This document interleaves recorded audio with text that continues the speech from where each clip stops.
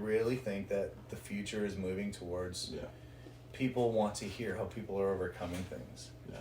So, I think you're bang on. And a lot of it is like very timely as to what we've been talking about. But here's a question for you, and I want you to be like totally honest. So if you say that, emotional connection is what people want from musicians, like, do you think that translates in Vangelism's music? 100%, yeah. But I think it translates because of the content that you guys put out. Okay, so without the content, does it translate in the music? No. And I feel like that's like a real key to success, that you do emotionally connect with people. Mm-hmm. So I think about a band like, I love Queens of the Stone Age. Mm-hmm. I don't feel any emotional connection to Queens of the Stone Age. Right. I love the Strokes. I don't feel an emotional connection to the Strokes. Yeah. So it's like, I don't require that in all music that I love, but maybe the music, like a band like Pedro the Lion, I love Pedro the Lion, and I feel a very strong emotional connection to them. And maybe... But that's because of the music. It's not because of a personality or because... It's because of the music and the lyrics. Like, I don't see content... Actually, I don't see content from any of those bands, right? Like, Queens of the Stone Age aren't posting content that make me care about them on Instagram. Yeah. The Strokes aren't either, and Pedro isn't. Right. But it's like... I feel like Vangelism is cool. I feel like we talk about real stuff. I think there's something that gets in the way of us really nailing that emotional connection with the people that are listening.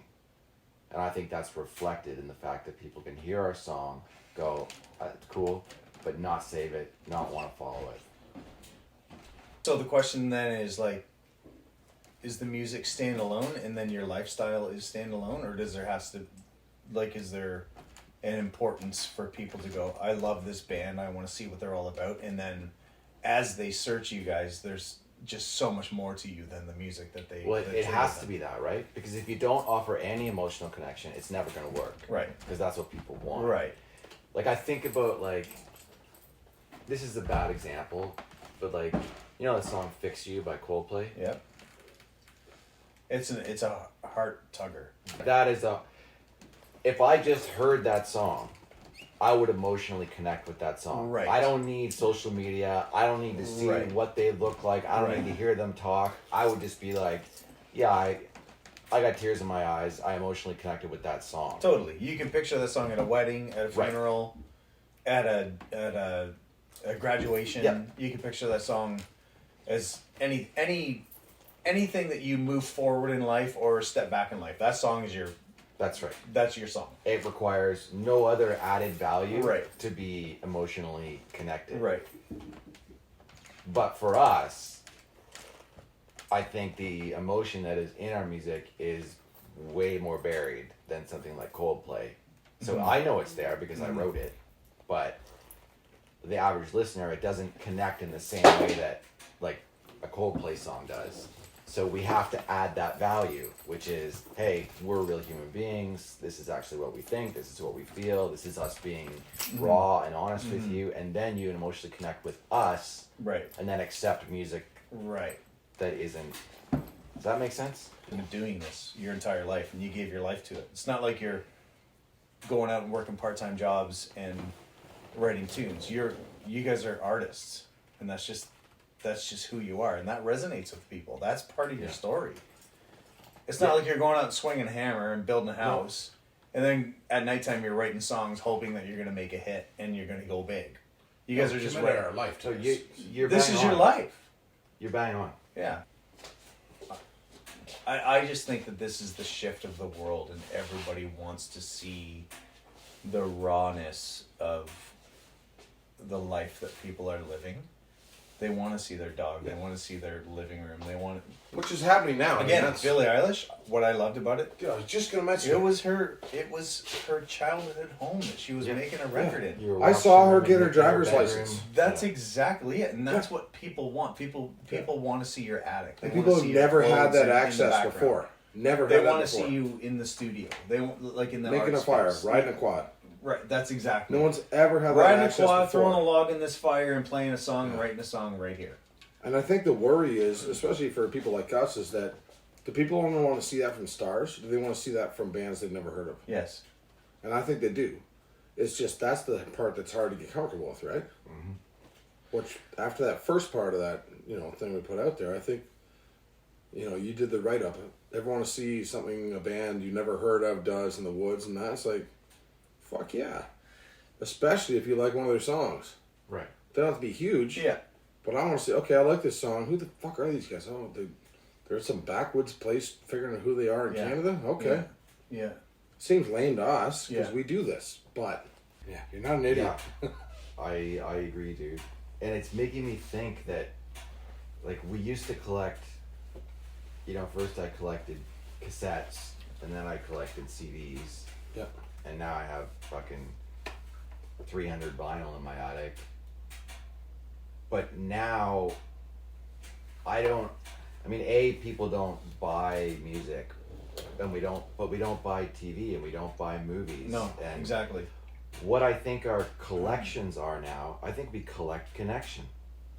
We have all these social platforms, and we pick and choose who we want to follow because we feel connected to them, and we go to our connection collection Mm-hmm. when we want to be inspired or comforted or But that stuff to me is huge, and like, this is a conversation, and it's very also important. huge Yeah, it is. in our own little world. But if something like this existed where people saw, I was like, oh, there's the Vangelism guys. Oh, here's them in a white studio. Yeah, but And this is just real life. This is just real talk. This it's is really good game. This is a 30-minute conversation that I just watched Vangelism have. And if I wasn't so connected to their music before, now I want to listen to them. This is so Does that make helpful sense? though because it's so helpful because the more I hear you say, which I think represents a lot of followers and people who understand music and popular culture, it makes you realize I don't do that. I should, but I don't. Mm-hmm. I can't really trust my own perception of what works and what doesn't. Yeah. Which is fucking terrible and scary. But Right. to have you talk about it, do you get any of that? Well, we Can wanted to you- see. We Can you wanted trust to your see. trends? I know that I am not today's consumer. Yeah. But I'm aware of that and aware enough, I think, to recognize that I can't base, if I want to be smart about it, I can't base my judgments on what I would do. No, and I can't either. I wish I think could. you are more reflective of today's consumer than I am. Yeah. I am for sure, and I fully admit that. Like right now, I'm you- thinking back when we were listening to Queens of the Stone Age. When we were in Money Money, we're touring, listening to Kings of Leon, Queens of the Stone Age. Right now, I would love to see an interview 20 years later, 18 years later, whatever it is, Yeah. of Josh Homme just talking about life.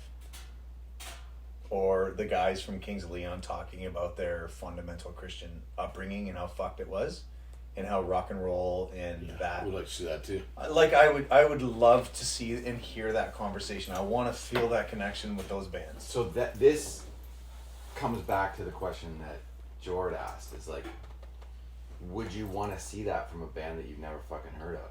Yes, I believe that would draw me to that band's music. Because that's, I can't speak for you, Jord, but that's the hurdle that I have to get over. Like, I thoroughly enjoy these conversations. I have this thing inside me that says no one else will. Yeah. Like, why does somebody want to watch three people they don't know in a band that they don't care about because they've never heard us talk about this? But But they watch I have reality had TV. enough people, and like, I know you're right. I just have to get over that in my own head. Mm.